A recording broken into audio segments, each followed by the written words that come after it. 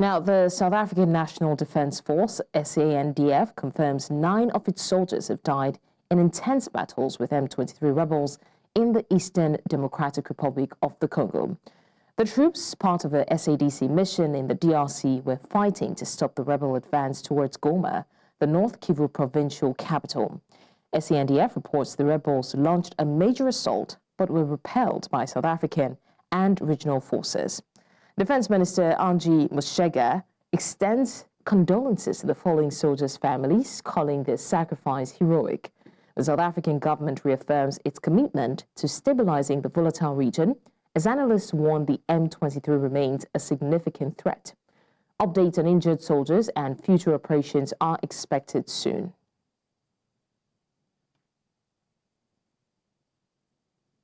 And right now, to discuss this, we're joined by Zama Tshona, the ATM spokesperson. Zama Tshona, thank you so much for joining us in the news. What was your party's initial reaction to the news of the deaths of South African soldiers in the DRC?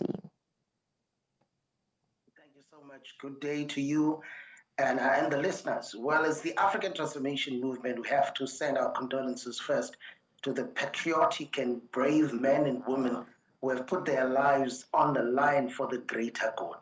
We believe that it is an important and imperative undertaking for us to participate in this. Tomorrow, it may be South Africa who needs rescuing. So with that, we truly praise their efforts. But having said that, as the African Transformation Movement, we're truly disturbed by the way the South African government and the leaders of the military have actually sent our troops to the slaughter.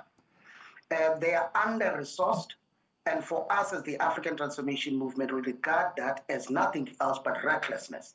The recklessness of the Minister of Defense, Minister Angie Motshekga, and the recklessness of the Commander-in-Chief of the Armed Forces of the country, the President Cyril Ramaphosa, because they knew that we do not have enough intelligence.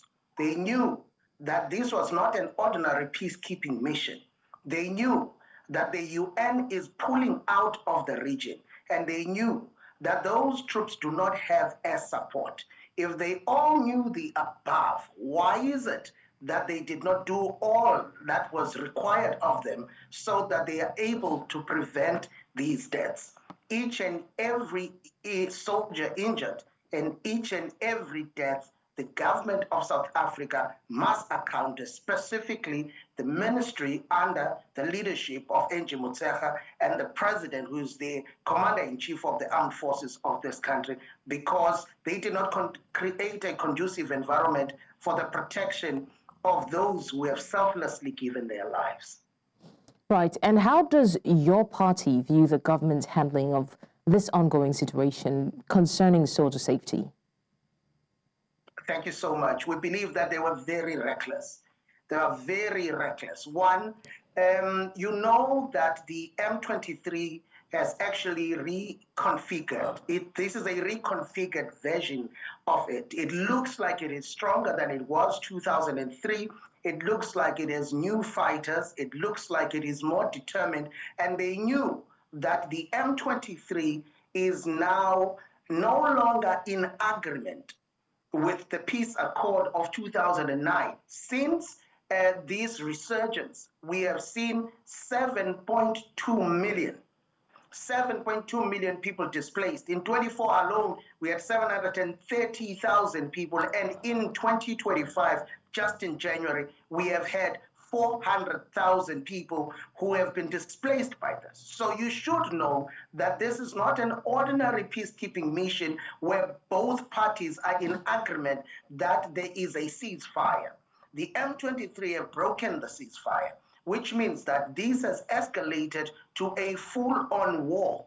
And if it is a war, the South African government should have known better. You can't send our troops in 2025 without air support. No air support, no drones, no intelligence. This was pure recklessness. And for each death, the South African government truly must account. All right.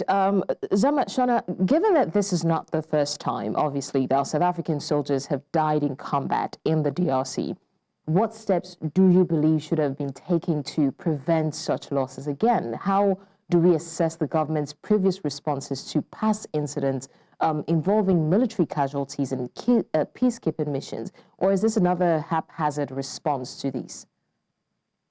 Thank you so much. The biggest problem with the South African phenomenon and governments in particular is that we are refusing to learn from the past. That is the biggest problem. We suffered in 2003, and when you listen to the generals talking about the 2003 battle, they will tell you that once again in that phenomenon, we did not have support. Now, in this particular case, you must also take into consideration that the UN had deployed close to 14,000 troops in the DRC.